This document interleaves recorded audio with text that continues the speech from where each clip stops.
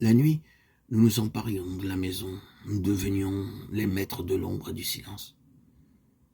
Les imposantes armoires sculptées de têtes d'animaux mythiques, les poêles de faïence, semblables à des volières, les consoles surchargées de bibelots, vivaient d'une vie trouble souterraine. Nous parcourions les chambres, tassés, ramassés sur eux-mêmes, les hommes et les femmes dormaient.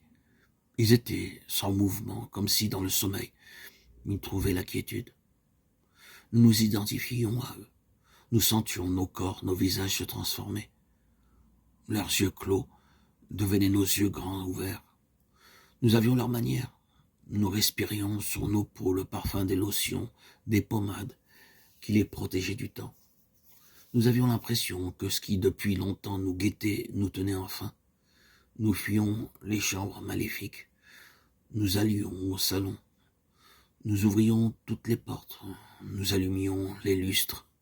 Nous semions sur les tapis des plantes conjuratives du mauvais sort. Comme happés par les miroirs, nous devenions personnages de légende.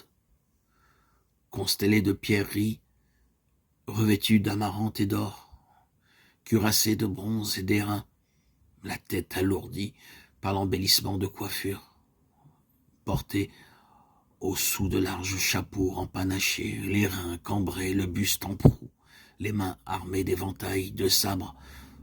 Nous étions prêts, victimes de terribles injustices, d'amours contrariés, de sombres machinations à combattre. Nous perdions notre être profond. Nous n'étions qu'artifices. Nos inventions des phrases, nous nous applaudissions. Nous battions des pieds. La maison s'emplissait de notre excitation. Nous dévorions la nuit avec une hale fiévreuse.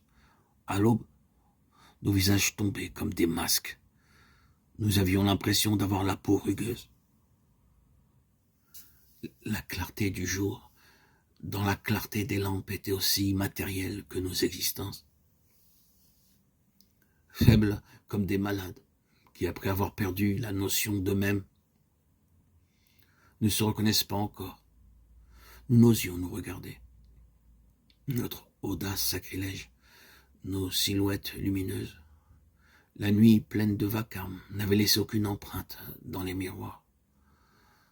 Nous reprenions le chemin des chambres. Nous croisions nos mains au-dessus des dormeurs. Nous jurions solennellement de ne jamais leur ressembler. Elle s'était entourée de miroirs vers lesquels elle penchait son visage. Sa longue chevelure enveloppait ses bras nus. Je voulais être ses bras nus pour sentir sur ma peau